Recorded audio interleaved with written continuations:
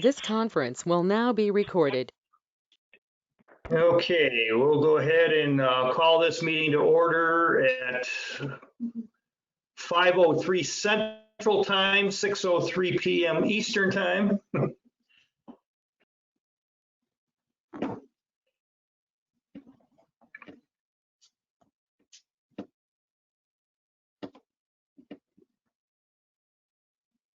Okay, we are conducting this meeting remotely in accordance with the governor's order, and Jeremy is residing at, no, you're not residing at the village office, are you?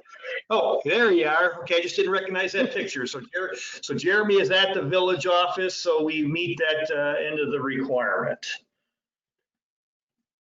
I'm going to keep looking at my phone because I forgot to make a copy of my agenda. So does anybody have a conflict of interest to disclose? Negative. Oh, okay. Any Frank, were you changes? going to do a roll call? Oh, I guess I did it. I'll do it officially. We got Mike McKinnon, Chairman, Jeremy Graham, Trustee, Stan Malagranda, Trustee, Chad Insko, Jimmy Johnson, Sally Bennett from the village, Mary Gazio, an attorney, and Seth Gronwald, engineer. I guess the recorder doesn't see what I can see on the agenda. So any changes to the agenda? Motion to approve the agenda. I will make that. Jeremy Graham will make that motion. Stan Malagranda seconds.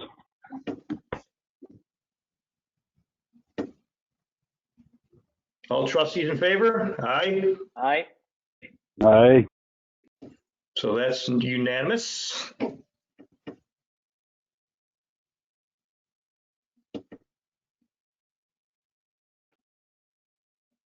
Do we have a motion to approve the Public Works minutes from November the 2nd?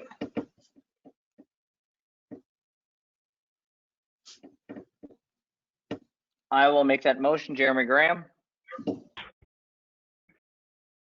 I believe I was not involved with that. Am I able to make a motion on it or no? You probably could, but just to play it safe, I'll go ahead and second the motion. Okay. But just so you know, technically he could, even though he wasn't there, because he read them. Yeah. Anybody know? Thank you. Corrections, comments, errors, omissions, changes? I don't believe so. Okay, hearing none. All those in favor, trustees? Aye. Aye. Aye. So that is unanimous. Except that has to be a roll call vote for anything because it's a remote meeting. Mr. Graham? That was, Yes. Yes. Mr. Malagranda? Yes. And Mr. McKinnon will vote yes. So the fact that I heard the ayes and recorded them in the minutes, would that be acceptable, or do we have to have it recorded on their own voice like we just did? technically, according to the rules, you got to do an actual, say the name and they say yay or nay. Okey doke.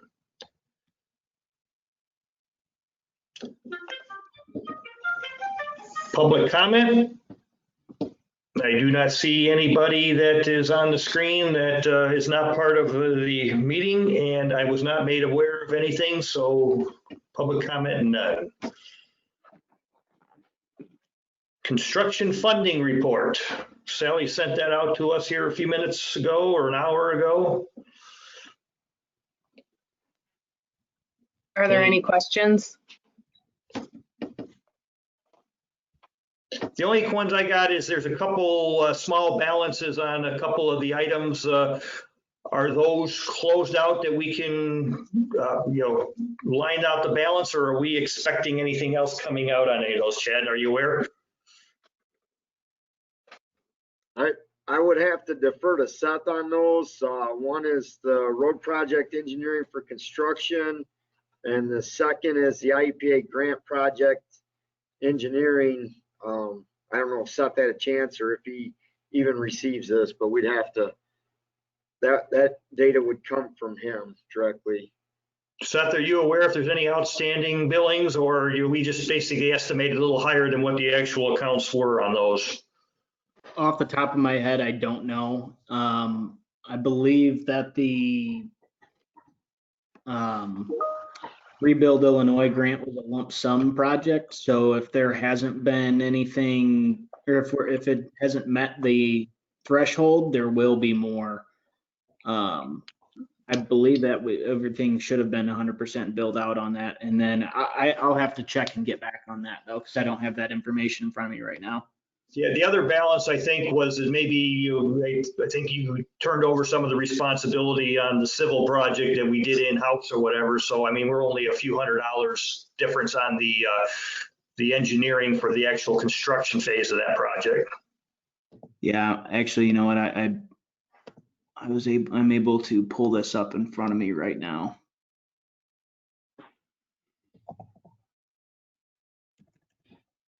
Everything that I've received in the form of an invoice is updated on this, so there isn't anything that I have that I haven't put on the sheet.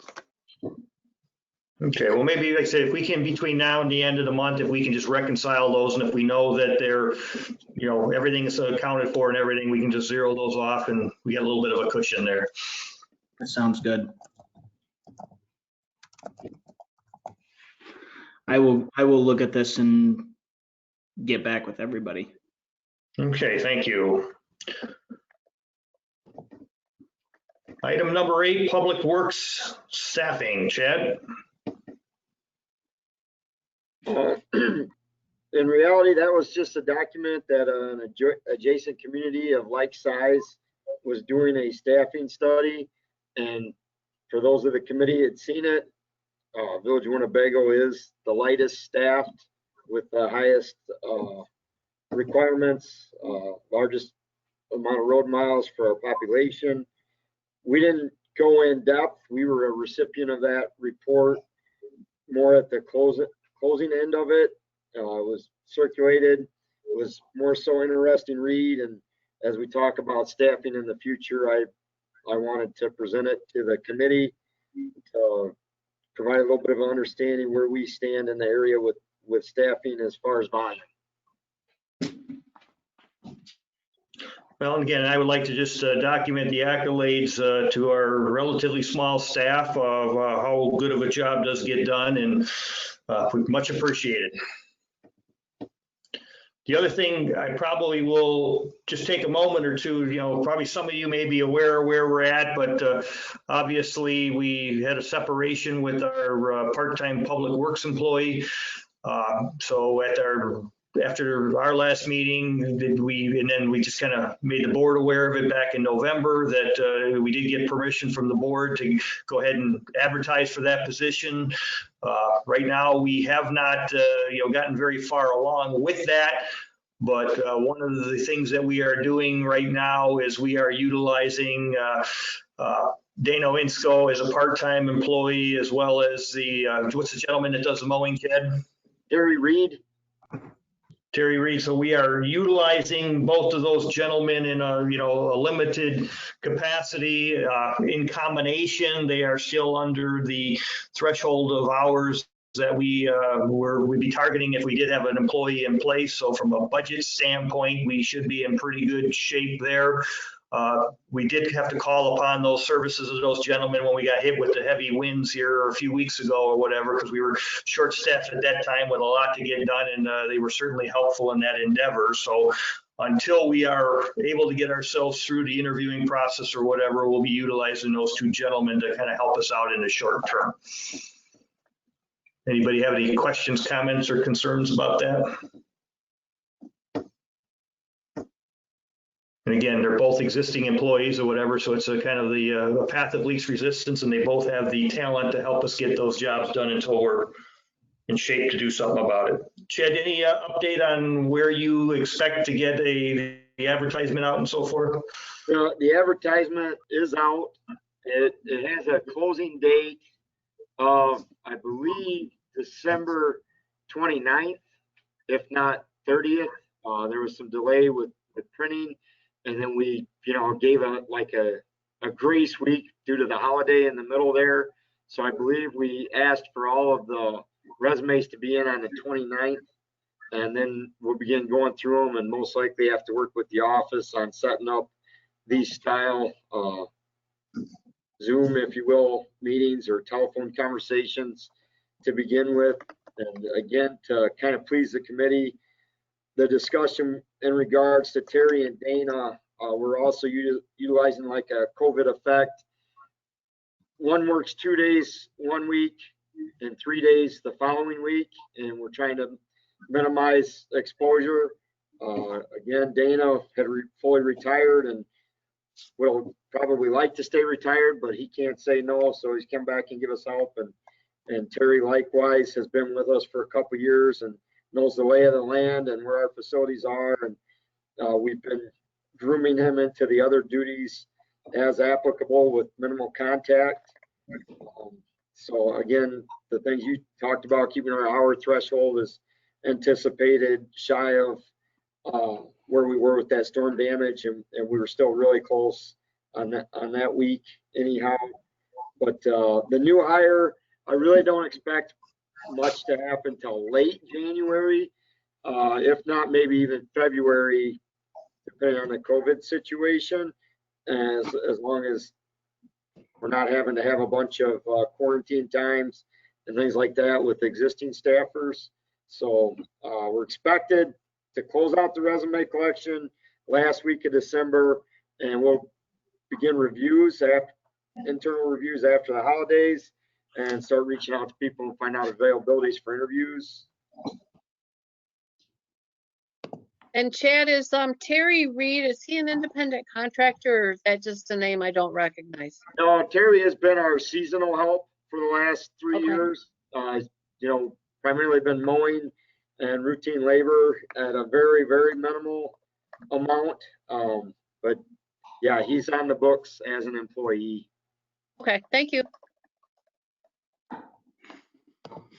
I would also like to take this opportunity, the mayor and I, and a loose telephone conversation with Mr. McKinnon has happened in regards to possibility of COVID circumstances affecting our snow fighting operations. And the mayor had requested that we start considering finding 1 or 2 backup personnel. It's not going to be easy. Most people with a CDL that are willing to work already work. We do have 1 or 2 private contractors in construction trades that would be able to get freed up to run the light duty trucks if necessary. The mayor had suggested setting a date and possibly offering those folks a stipend to be on call, and then an hourly rate upon call in. That is something that I was asked to put out here. We pretty much lost all of the month since the last time we met due to that windstorm, and haven't had a lot of time to rebound from that. But that is something that we're talking about internally. And as Mary had just addressed, the easier situation for that is that those folks would be independent contractors. But I do believe there's some criteria that has to be met to keep them as independent contractors.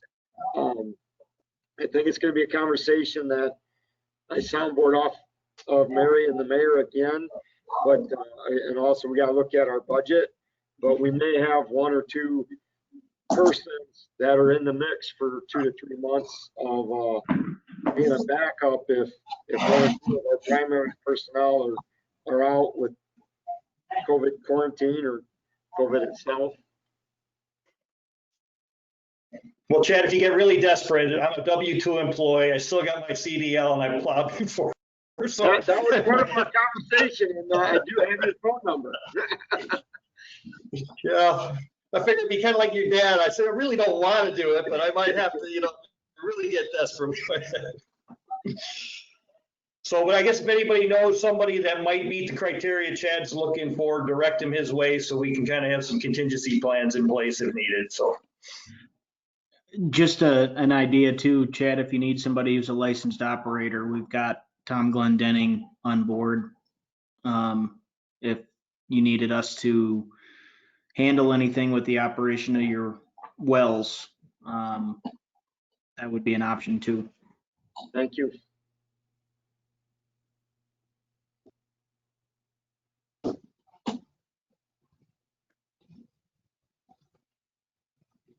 Just bear with me, I'm just taking some notes here, guys and gals.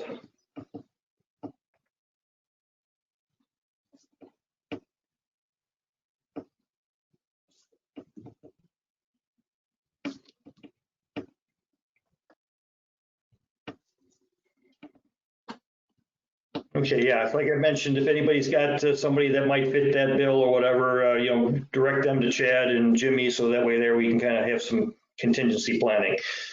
Which then moves us into number 9, wage comparisons. Kind of hard to capture some information of how, we as a village compare with other places because, the guys do wear many hats.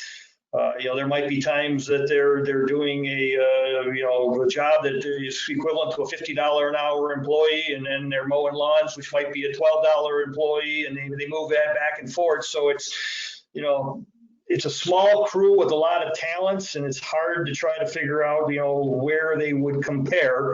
Obviously, if they didn't want the diversity in their life and they wanted to go out and get very specific, some of these tasks that they do command a very high wage rate on the outside or whatever.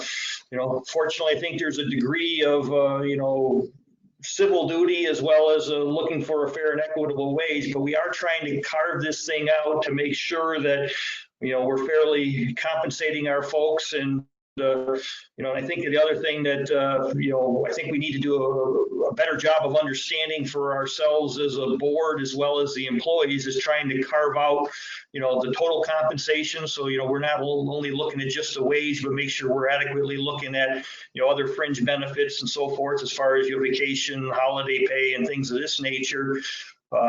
Again, we also get tripped up there in a little bit that, we do have 2 salaried individuals that frequently get pulled into, doing things on overtime where they're really not always compensated for that overtime. So it's a complicated puzzle, but, as we kind of look here and try to retain people and, grow the young man that's part of our crew, as he becomes more skilled, he becomes more marketable. So we really got to try to get our hands around, exactly where the compensation is, where it needs to be, and where we're heading on the short and long term. So I'm sure there'll be more discussions on this at the board level, but if anybody's got any comments on things to consider, thoughts on this subject, happy to hear them.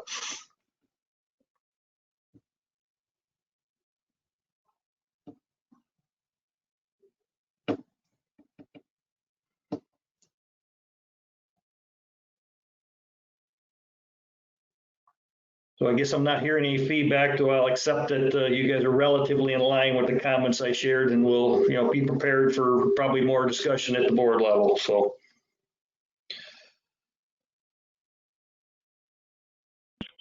Rock River Reclamation, IGA. I thought I saw, did I see some comments from Frank on that recently in an email? I see Sally nod. Yeah, Mary may know more. I know we did all get circulated by Frank that the district's previous legal counsel has been elected into the state's attorney's office, if I'm versing that right. But he's going to be taking a new position.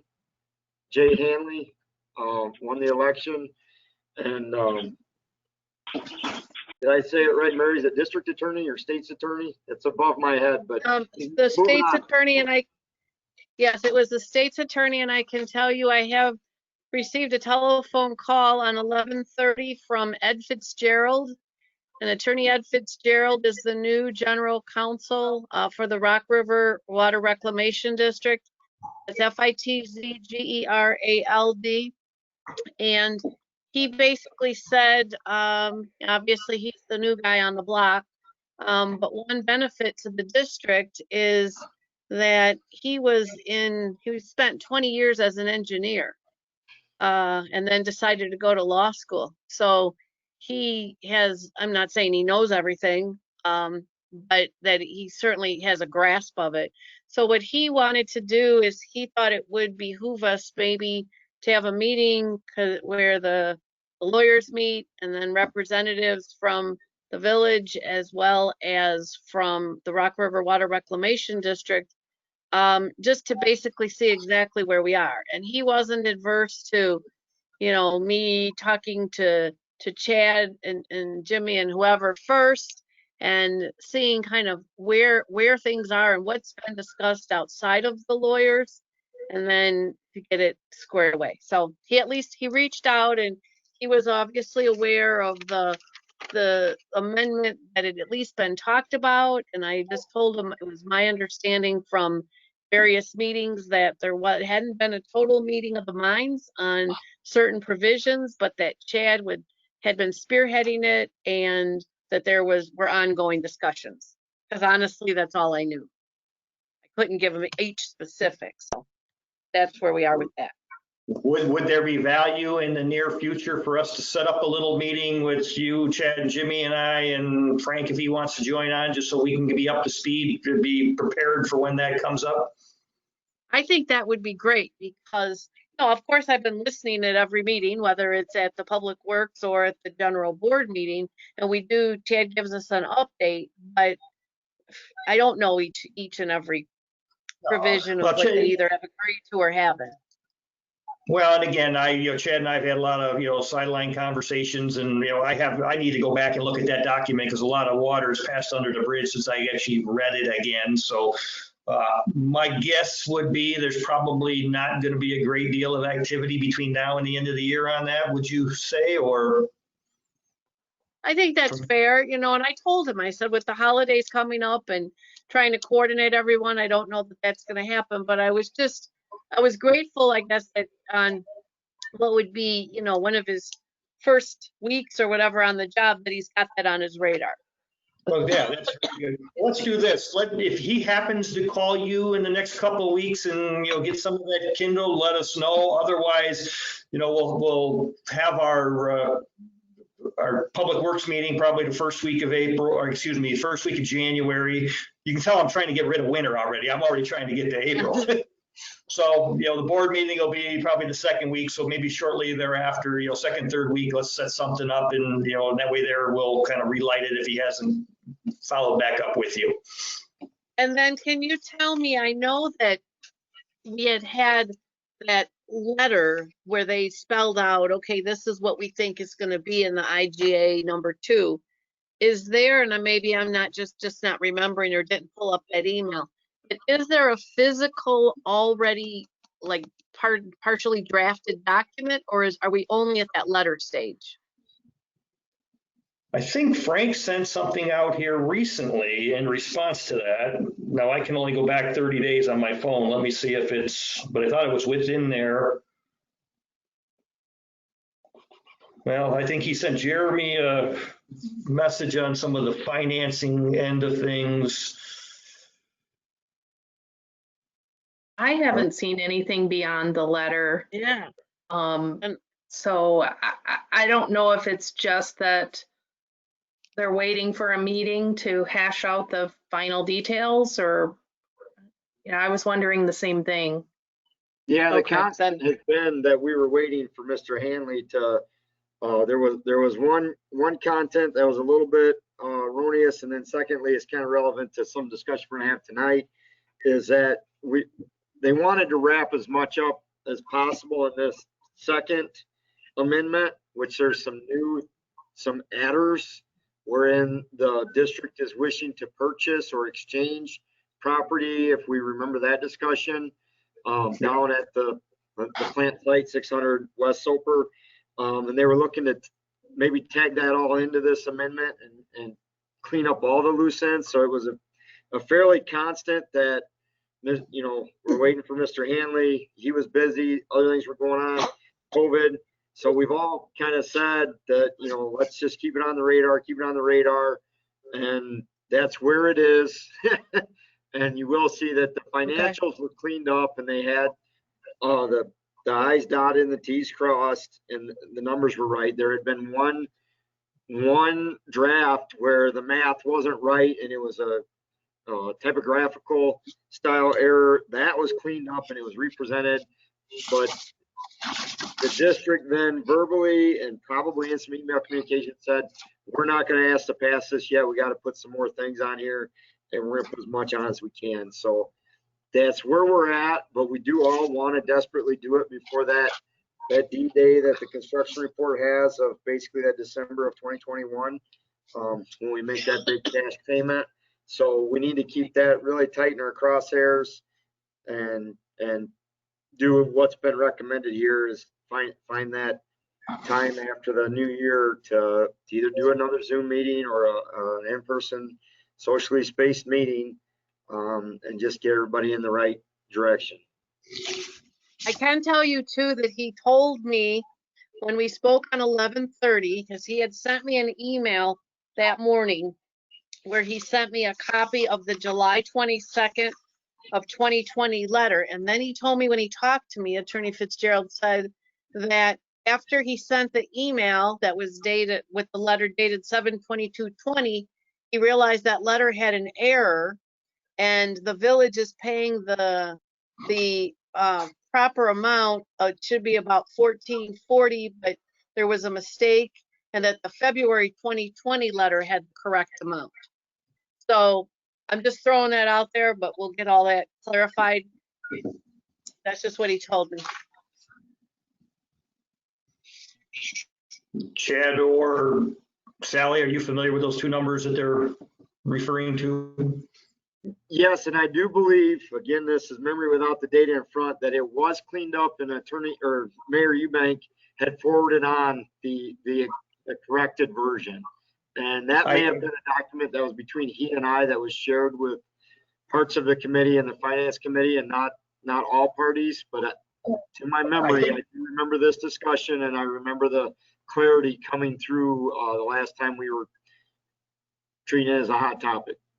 Yeah, and that's the letter I said I can only go back 30 days. I think I was referring to because I think Frank sent me a copy of that. So, and I vaguely remember the language of a correction and two negatives make a positive or something. So I'll pull that out also. And then again, if we haven't had any other traction, from their end or whatever, we'll get something set up amongst us for early January, and then we can convene with them on most likely a video call or a personal call, depending on what things stand at, or personal visit, depending on where things stand come January.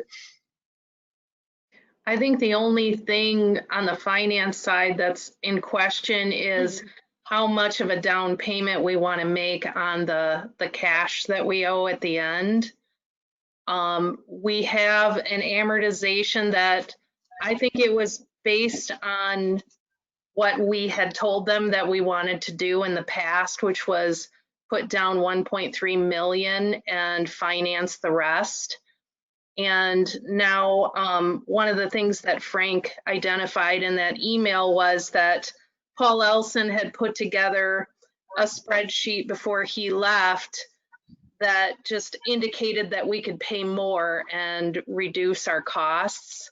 I'm currently looking into that to see what a good solution would be, because I know Chad expressed concern about our match with the grant, the Rebuild Illinois grant. And so I just thought I would point that out because that's kind of a segue. Well, I think it's kind of we need more information to know, and I think what it really comes down to is prior to the possibility of this grant that we were looking to put more money in it.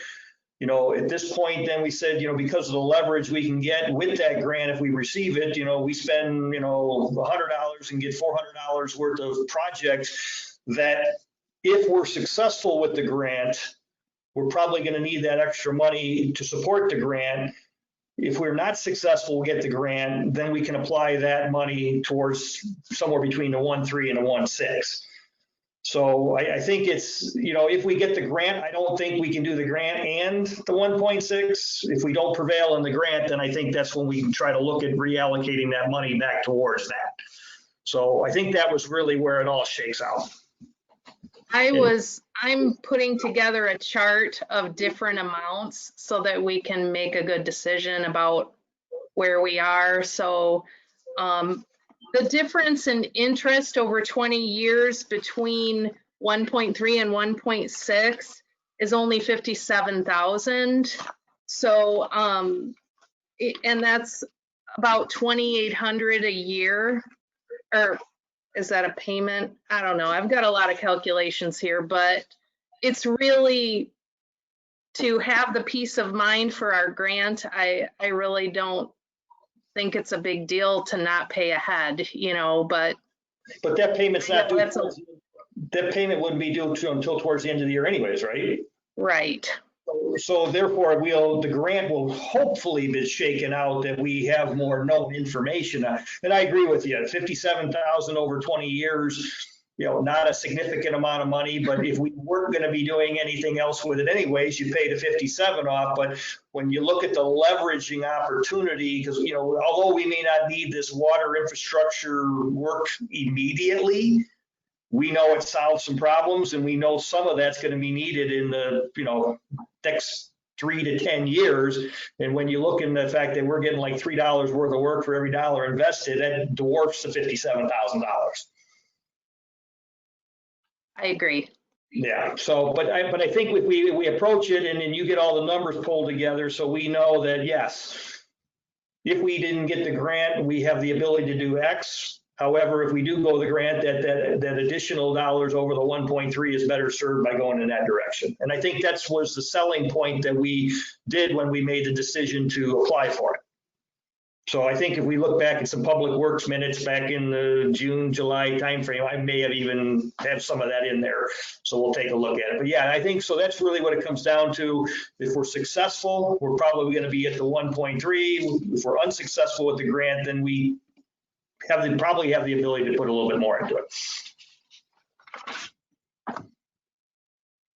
Any other discussion on that topic? Okay, I think 11, Chad, is probably kind of wrapped up into that previous conversation, right? There's no other loose ends on reclamation district activities? Right, just kind of the constant, the demolition of the treatment plant is complete. The district is going to be coming with an ask for exchange, either a cash value or payment in kind for a new access route in that neighborhood between Winnebago Street and Soper Street. Not a big deal. It's something that can be handled in those meetings, and some dialect has happened. As far as the rest of Rock River Water Reclamation Districts, I think they're just, due to COVID, I know that they're having most of their staffers split time. One guy will be on 1 week, the other guy's off for 2 weeks, and then the other guy's back. So they're running relatively lean. So we have not heard, which we typically do, of any capital improvement projects that are happening anytime in the short future here. So it's going to be a little bit more maintained.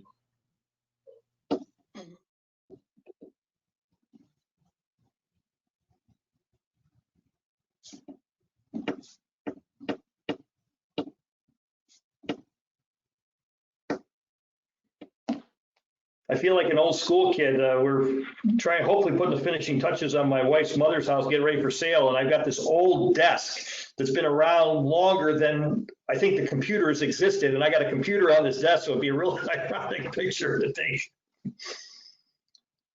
Okay. Any progress or status updates with the hail damage? And then I guess you can give us a little bit of an idea what kind of dollar impact the heavy windstorm cost us here a month ago or so. Yeah, this is gonna be a multi-part explanation and ask. I see I had forwarded to Sally and Kelly, but the dollar amount didn't get here. But we do have a invoice from the contractor that is pertinent to the roof repair and the internal repairs for the predominantly Village Hall or only Village Hall at this time. So I'm gonna revert to Sally for a moment on the dollar amount and then speak a little further. Do you have that dollar amount, Sally, what it was? It's 26,743.74.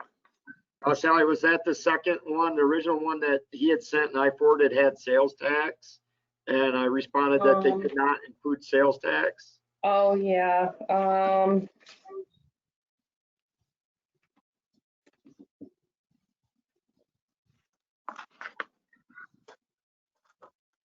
I don't know if I printed the second one.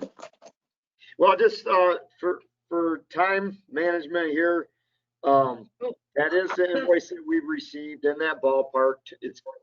Regardless, it's right around $26,000. Sally and I will have to get together. The way the insurance has been working, we had the original insurance, which covered roofing and siding and certain things. And then there's the adjustments as the roofers find things along the way for anybody that's had this stuff going on at their house. So between now and the board meeting, we will have a number that we're satisfied and the insurance company is satisfied with, but we do have an invoice for the beginning repairs. What's happened is Sally and I, or at my request, Sally's going to do similar to our construction in progress. The insurance carrier, has sent their own assessor. We're going to have just a multitude of things. We have street lights that are damaged, but we didn't have covered under a blanket, so they're $5,000 per, but they depreciate. So there's going to be a allotted amount. Long story short, last conversation with the insurance folks, they are accepting nearly $226,000, $225,000 in damages. That includes damage at the lighted diamond, the lights themselves, not the poles. They don't allow you to use code improvement, even though it has to be built to code. So we're going to have some work to do there. Things like the scoreboard at the lighted diamond. Basically 10 of our 13 structures have identified damage, several of which are steel roofs, steel siding at the shop, the maintenance garage, a cold storage building. Some of those we may only be able to benefit from a coating or repair, not full replacement. The well house roofs were all deemed full damage. The police garage was deemed a coating for roof damage. And then that was from the hailstorm back in April. We're still working on, and we have a second claim now due to the windstorm. The air conditioner was removed from the Village Hall. That's an HVAC item. They're working through the process on that. But as we spoke, I believe I had verbalized this to Sally. As far as a budget number, we were in that $225,000 range. Is that correct? It may have even been 240 or 250. We had a verbal number from CCMS. The verbal number they gave me, I had written down 200 even, but I will change that in the 2021 budget to the 225. Yeah, we're an ongoing, the insurance company's playing games. At 200,000, they can just allow it. If it goes over 200, it's got to go up the ladder. My understanding, last week's conversations, it's in the supervisor's hands and getting further looks. And then the contractor, of course, is claiming it's not enough. And we, of course, have the right to make the decision on what's going to get repaired, replaced, at what level. But the long and short of it is instantly the Village Hall roof was replaced, decking was damaged and had to be replaced. So that was an upcharge. The storage building behind Village Hall originally wasn't covered. Photos and whatnot have been covered, but the insurance company is not doing a great job of documenting what they're covering. They're sending checks and they're not backing it up and giving definitions. Like, oh, we sent a check. We sent a check. Well, we've got 13 buildings that are affected and we're working through all of that. But long and short, to summarize this here, we will be asking the board to approve a payment to the contractor for the Village Hall roof replacement, interior water damage that included drywall damage, window damage, carpet damage, paint. Trying to remember what else we had, but that is documented, and there is a line itemized repair bill from the contractor, and we will be constantly in contact, as I am almost every day, with contractor and the insurance company to the ongoing of this hail damage and coverage. So things are being covered. Some things aren't being covered as much as we like. Some are adequate, and we have a contractor in the mix of it as well. We may have other contractors because some of the work is more specific, like the salt storage building cover. There's only certain crews that can do that. The cover all roof, it's proprietary the way that they're installed and removed and replaced. So hopefully that answers the question. I'll field any more if there's any direct questions. Sally, do you have an amount that we have received in payment from the insurance company to date? It's about 56,000 the last I knew. And that I can't say tip of my tongue if that included the vehicle damage or if that was separate.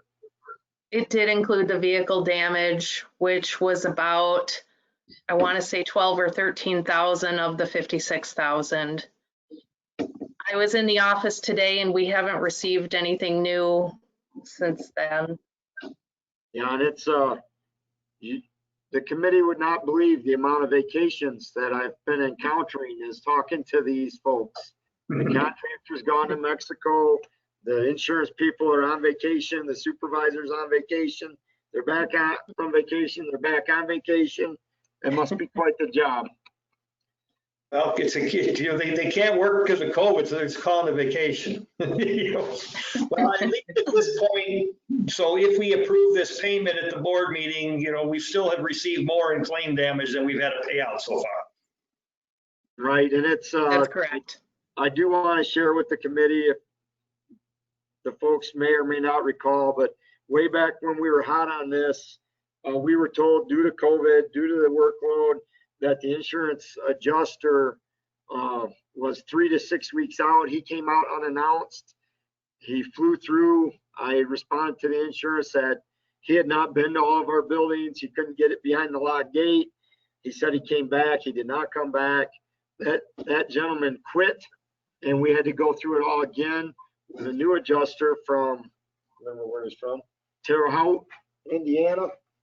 And we went through all the buildings again, climbed all the roofs again.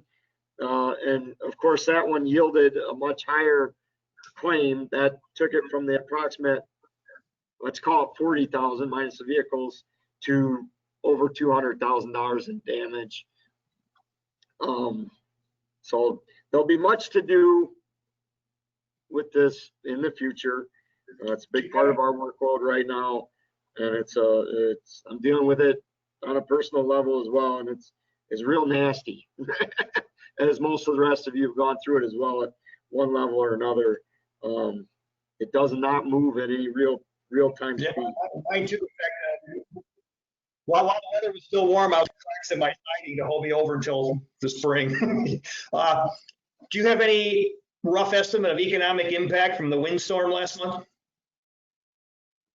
I mean, lots of trees and things like that. I mean, are those insurance claims? I mean, realistically, the insurance claims on that was predominantly Village Hall again, with the flipping of the air conditioner unit. That's probably gonna be $4 or $5 grand. We were told by the contractor that he re-inspected the police garage and that it had more damage. I'm not 100% certain on that. We'll have to look into it further. Again, we've identified these things to the insurance company. We are talking with the insurance company. They have claimed that the trees are insurable, but I didn't get clarification if that was just a removal, because we did have about $4,000 in contractor cost on top of our services. Not a big deal.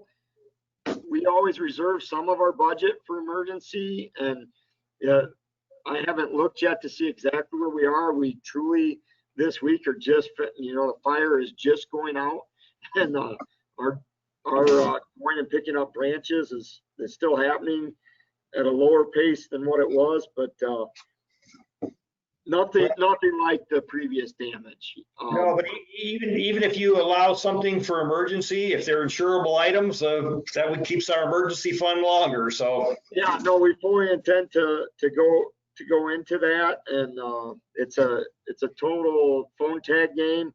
I call the insurance company almost every day. They typically call while I'm on another phone call or whatever, and we struggle to make contact, but it happens at least 2 or 3 times a week that we speak. And our next speaking session will be, why aren't you following up with emails as per our conversation? So I think that might be on purpose. Okay, well. I have a question about if I could, about the lack of documentation or the lack of specificity in the documentation. Sally, do you see that as a problem potentially in the future for audit purposes? I mean, shouldn't we be pressing them to give us the specificity? We are, and we're being told it's forthcoming. We are. Okay. I apologize. There are a few of the early ones that were an Excel sheet, but it's it's sent with the caption at the end that it's for the intended recipient only. And so I've had to make the phone call or the return email that is requested that they all gets directed to Sally.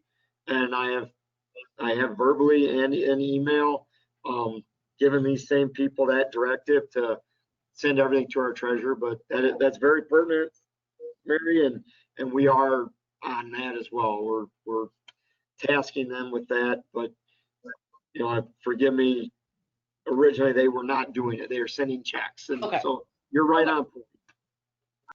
Right.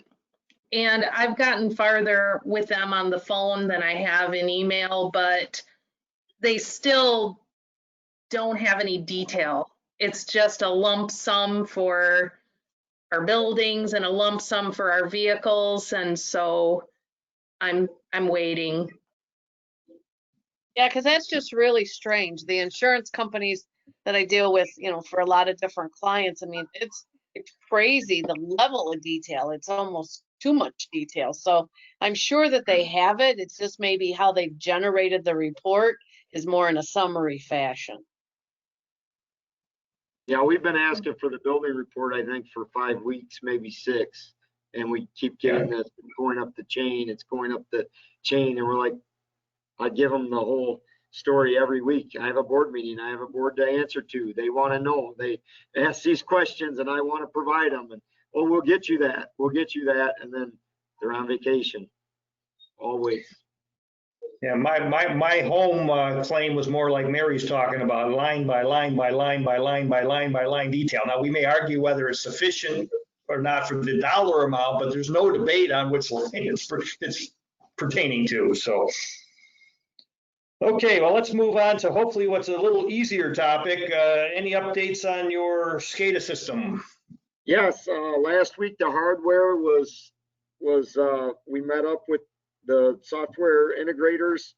It was a meet halfway. They do that work in Madison. The engineer from Strand that does the work for us that did our original system, unfortunately had COVID, so we had to wait the 14 days. After the 14 days, we met up with minimal risk to myself. I delivered the hardware. It is in their Madison office being updated. On Friday, I believe he told me it was over 50% complete. So it sounds like next week it will be coming back here for final install and startup.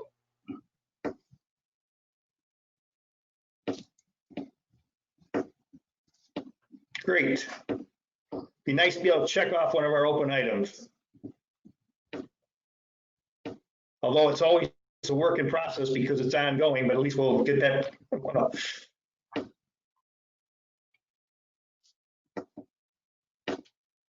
Yeah. Okay, how about your water meters? All right, so the system upgrade regarding the software and the hardware of the reading equipment is overall complete. We're doing the in-system meter changeouts, and that's going relatively well. I think almost as well as can be expected with the COVID era. Couple things like we talked about historically, many of the meters are the same age. So we are having a ramped up end of life cycle for the original install meters, but I will point out that most of them have met their satisfactory life cycle of 20 years, but I kind of want to discuss or make the board aware that this would have been, in essence, a turnkey project in 1999, whereas the staff of the time did a majority of the meters in the first 2 years. So a big portion of the meters are the same age. So they're going to age out pretty quickly. We're trying to go through attrition and run pretty lean because the new ones are expensive. And we want to squeeze all the life out of the existing ones possible. But the date of death of battery life cycle is increasing month by month, where historically it was 3 or 4, and our modus of operation is wait for 2 months, make sure it's real. It's now going 10, 8 to 10 pretty routinely. So that doesn't sound like a lot, but every 12 new meters is $2,400. So each month we're putting $2,400 out in the hardware on the endpoints, the meter, topper, reader, and transmitter. Now, of course, the majority of them are going to the cellular endpoint, and we do a nice handout to the people where they can see their meter and see their water consumption in nearly real time with an app that they can have on their phone. And it makes it easy for the office to answer things. And those reads go to the cloud. So in the future, it will reduce our workload. We won't do final reads. We don't have to do the problem reads. We can shoot a screenshot that shows on Tuesday you did use 300 more gallons than your average. We can make those phone calls that says you have a continuous leak. So those things are all happening. One of the hurdles is, of course, I am not knocking them. I'm just saying the office staff is new.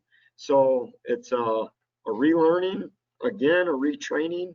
And it's to a crew that didn't have the luxury of the paid training. So that may be something we look at after the first of the year. But overall, that process is at probably an A- or a B+ for a grade point average. It's going relatively well. Shame on me for not knowing this, but missing last month's meeting, where do we stand with office administrator? Did we put people in place, or if we got that done, or is that still in process? Or I'm going to pass that to Sally. She's up there and knows more than I do. We have one temporary working with Diane Frew. And due to COVID and the fact that we need another computer, we haven't opted to bring in the other temp yet. Diane is receiving IMRF, and she doesn't want to work beyond the hours that she's allotted to work. So, you know, we're playing it by ear, but things seem to be going pretty well from where I sit. As far as the training goes, I haven't heard anything negative. So we've had to recall another veteran from our group. So, well, it's a good thing they're still around to help us out in the time of need. So, yeah. Okay, any questions for Chad on that?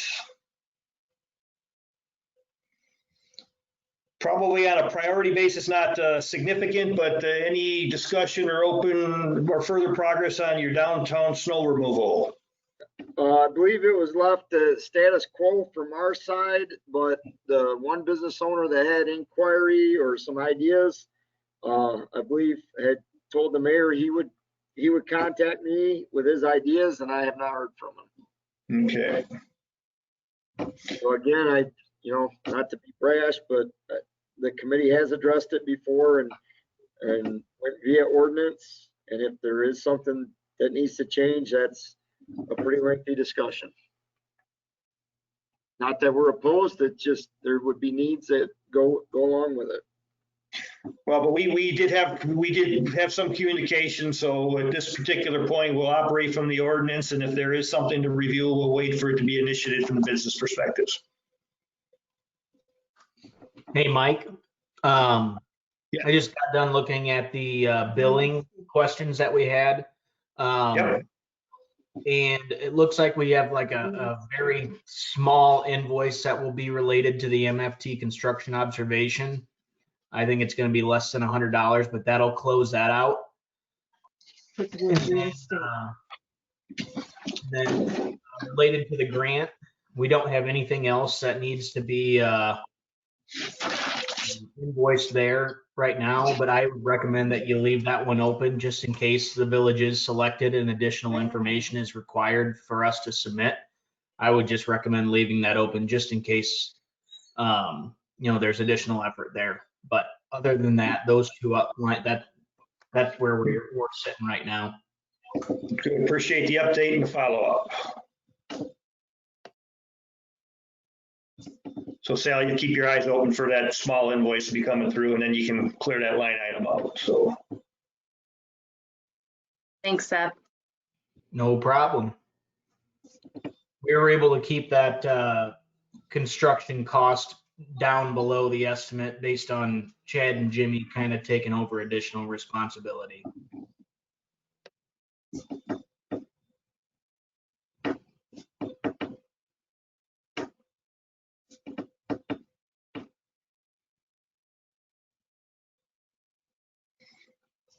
'21 street project. So I'll let Chad and Seth arm wrestle takes the lead on it.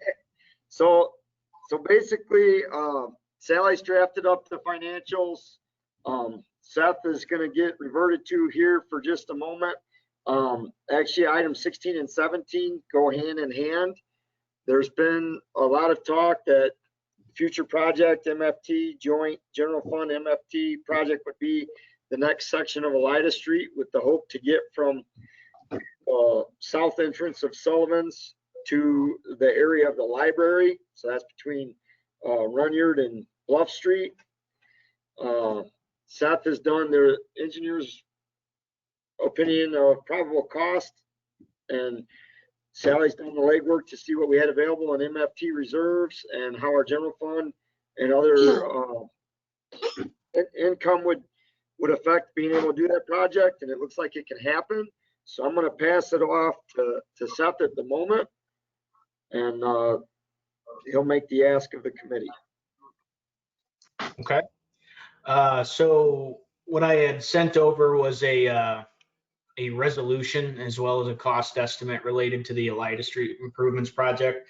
After working with Chad and Jimmy, we kind of came up with a scope, and as far as milling and overlaying the Elida Street from just north of Cunningham to I believe it was Runyard, just south of Runyard. Is that correct, Chad? Or is it School Street? We're actually milling overlay from south of Sullivan's entrance north to Runyard Street.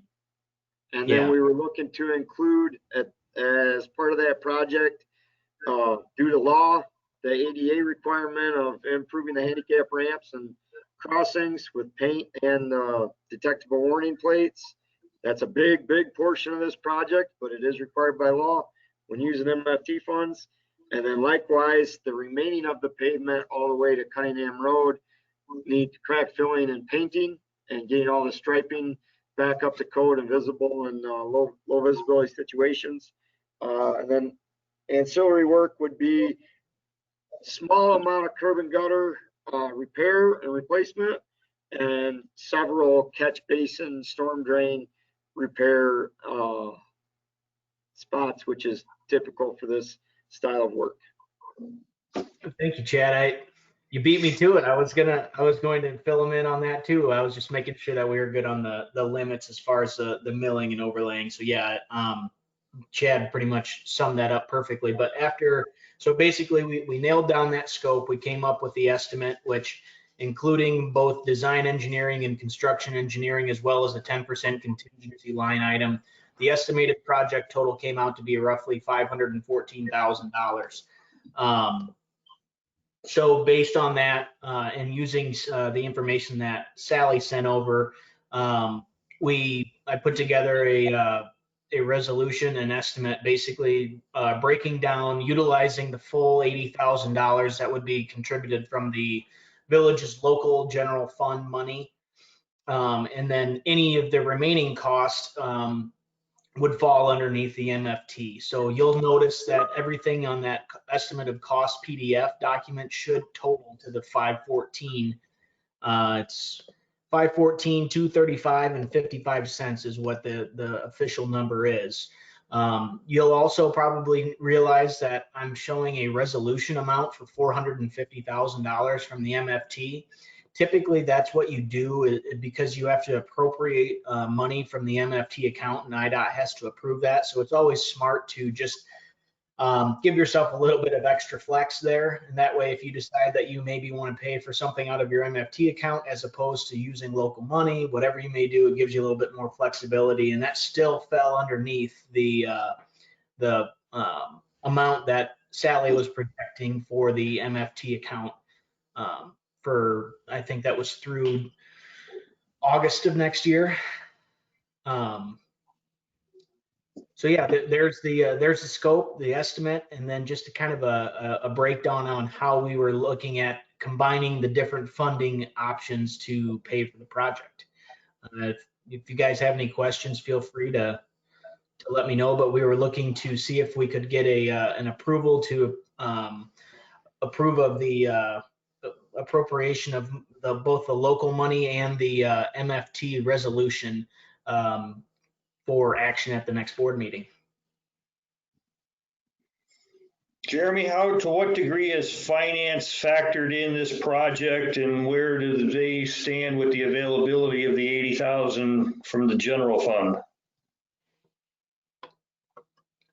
To my understanding, it is all accounted for. We are going over the budget again on Tuesday to let you know more then. But when it comes to, if there is not, when it comes to the board meeting itself, I'll explain it at that point.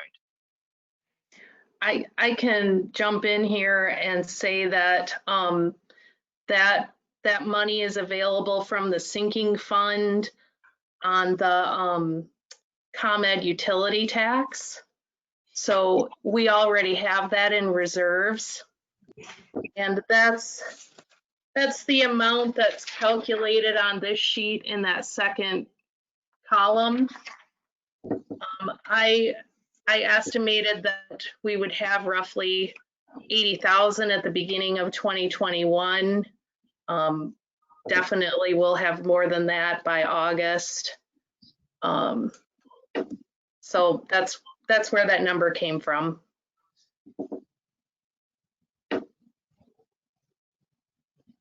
Chad, from a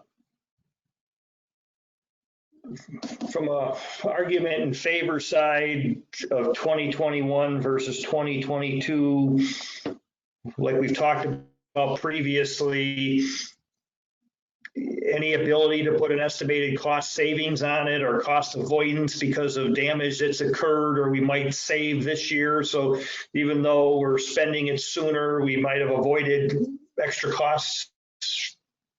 Any ability to put a number on that?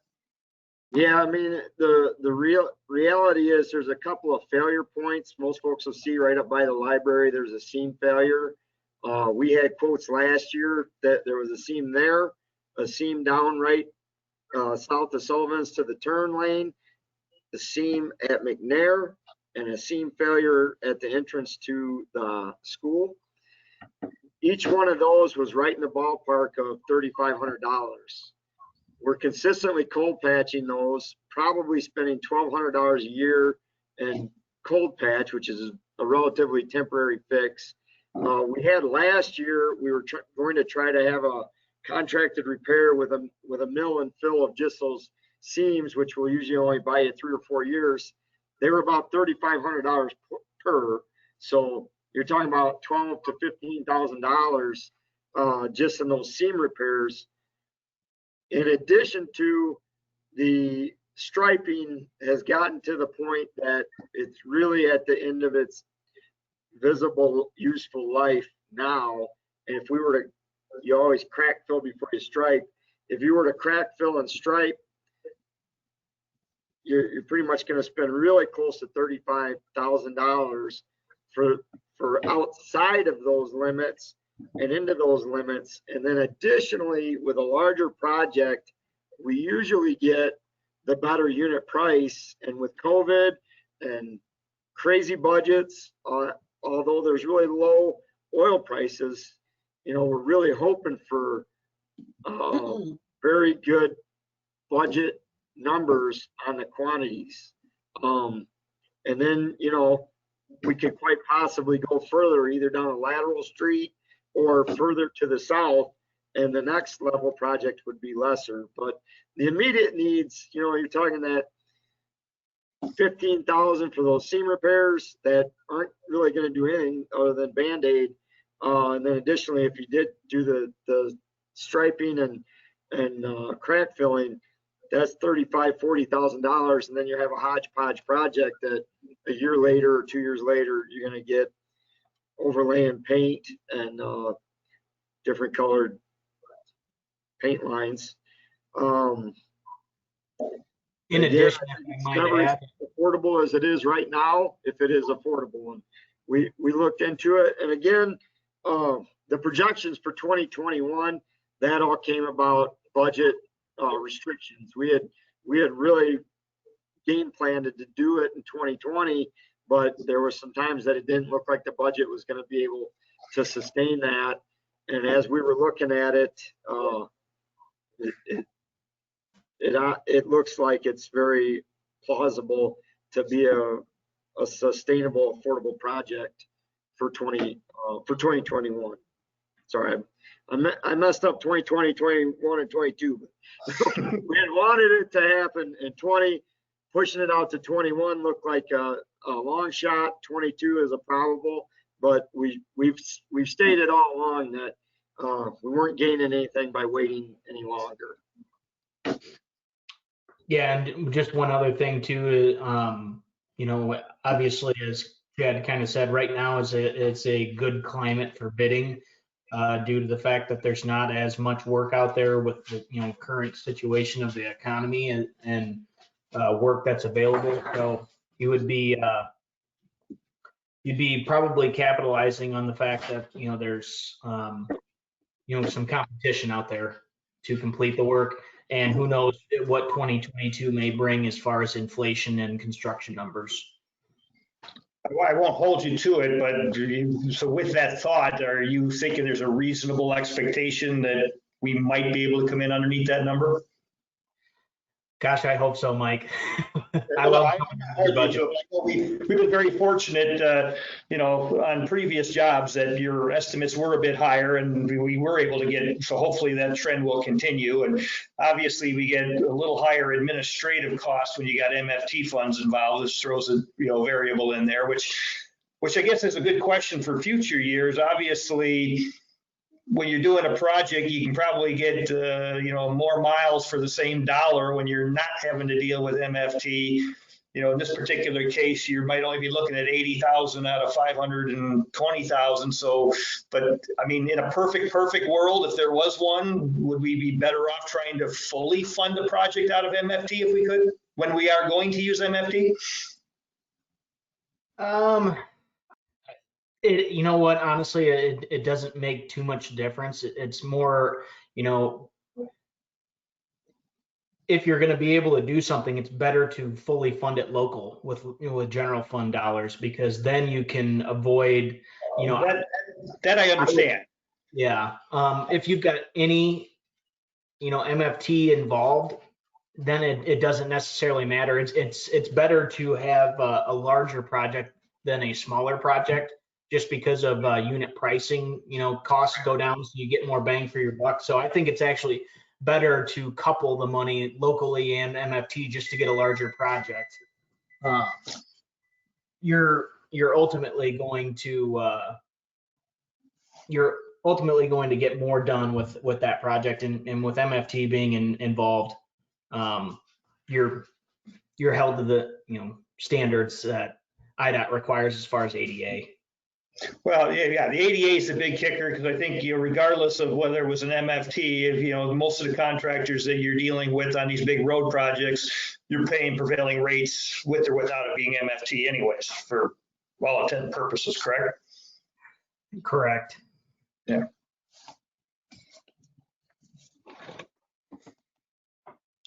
Well, I guess from what I'm hearing, this makes some sense. I haven't been exposed to the full aspects of the budget, but I guess it's always better to bring a recommendation in from committee on, acting, and, it may or may not be approved by the board, but Jeremy or Sam, would you like to make a motion to recommend board approval of this project as presented? Jeremy Graham would like to make that motion. Stan Malagran, seconds.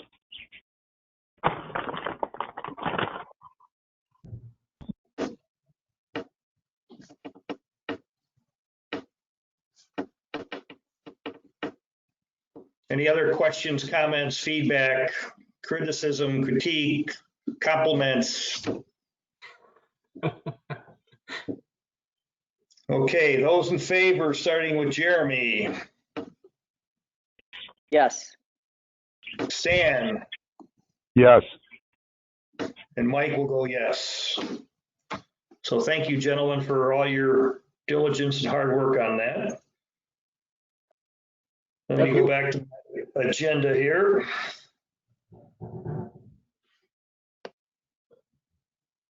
If I had the other computer, at least I could pull it up and pull it on my screen, but how are we doing on salt? If you need to act further, you're in good shape for a while.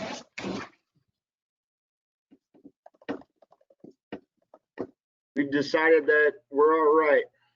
Good. Let's hopefully the weather cooperates and keeps it that way. We like it right now. It's good working weather.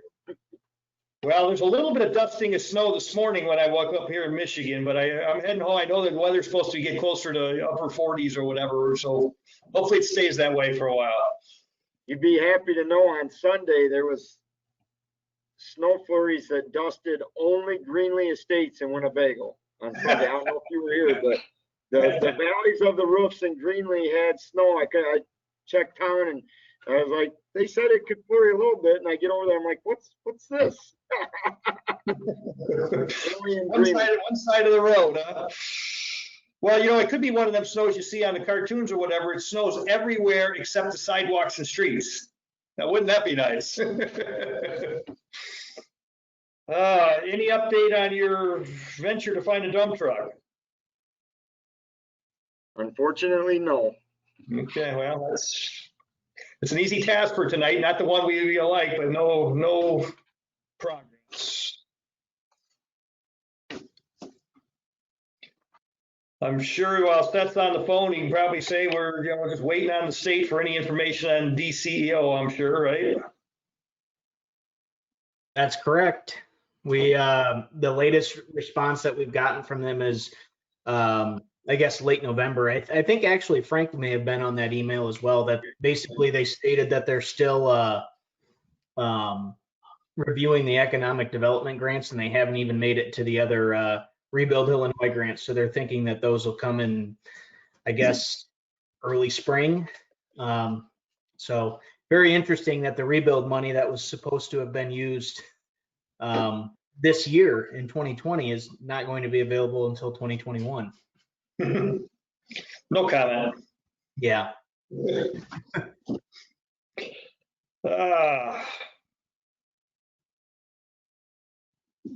I missed the last meeting. Mary, anything to share on the Highlands or just defer it to the board meeting? No, I can tell you that, I think where we were the last time is that I had a discussion with, Alan Tanner's attorney to basically say, hey, we really would like you to pay the real estate taxes on the property. He was going to communicate that to Alan Tanner, get back to me. He did get back to me in the form of a letter and basically said, Alan Tanner will give us a title work. He'll give us, so a title policy, a warranty deed as opposed to what he wanted to do, a quitclaim deed.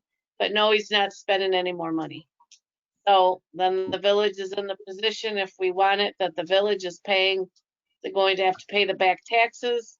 I'm getting the updated information because we just would have had another round of sold taxes. We discussed that at the last meeting, that was something that would be in the offing. So I'll have that updated information to bring to the board. The idea was that it was intended or anticipated that once the board gave the okay, that, yeah, we would go forward in that regard. And we're talking probably, when all is said and done, paying about 20,000 maybe in the back taxes, but you're getting an awful lot of property.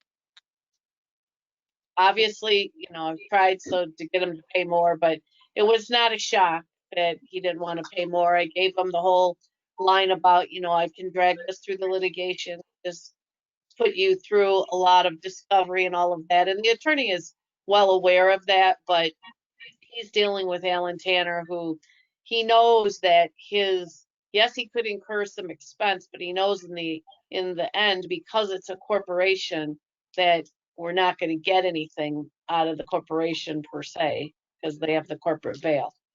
So that's where we are. Okay, thank you for the update. Chad, anything on the balances list that we need to cover? I think we're at an hour and 20 minutes. Scanning I thought down. we only had one page. What's that? I thought we only had one page. I thought we were out of here. No, Well, I'm good. We are good. Some of these items we'll address when we get better weather. Once we're all vaccinated. Okay, well, let's see here. Then let's take a peek. January. So the board meeting will be on the 11th. So is everybody good with January the 4th? Works for me. January 4th, Yeah. 2021 at 5:00 p.m. Central Time. I got nothing. My calendar ends in 2020. Mine just keeps going. So let me just get back to the other screen there. So we got the next meeting. So motion for adjournment. I have one question, Mike. That's fine. With this last, go ahead. I said, we'll just take this as new business. Yes. With this last round of the power outages and everything, are we up to date with the possible generator for the village hall? Because I do believe that police and, of course, the village hall itself were without power in order to be able to contact, do their recordings of stops and everything else. So I don't know if that's possible where it would be on the board meeting for next Monday. Do you know anything about that? Well, we don't, because from a public works standpoint, we basically took care of the sourcing and finding out the specifications and requirements of what would be needed. And so really, we really haven't acted upon it because we don't have any funding available. So we can and so at the last time we brought it up to and I don't know if whether you were out on that meeting or whatever, we brought it up with the recommendation and nobody acted upon it. Yeah, I just wonder as far as the pricing and everything, what Chad had. Yep, we've got a firm quote of everything that it would take dollar wise. I think Jeremy's trying to interject here for a second, so. let's see Yeah, what he's got to yeah. say. I'm 99% sure that is in the budget for next year. That is correct. I'm getting a confirmation. I put 4,000 from each department in the budget for 2021. Okay, great. Okay, sounds good. That's the answer. Thank you. So at least, I guess it's in the budget, whether it survives, I guess time will tell. So I guess I'm sure we'll be having some conversation Monday on it. I'm sure. Okay. With anything that else? being said, I will make a motion to adjourn. Okay. Stan Malagranda. Jeremy Graham will second that motion.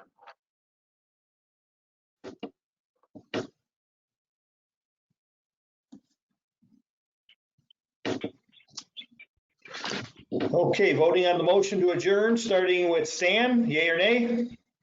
Yes. Jeremy? Yes. And Mike McKinnon will also vote yes, so we will call this meeting to adjournment at 6:24 PM. Okay, y'all have a good evening. Yep, everybody. Okay, you too. Thanks, everybody. Thank you. Night. Bye now. This conference will now be recorded.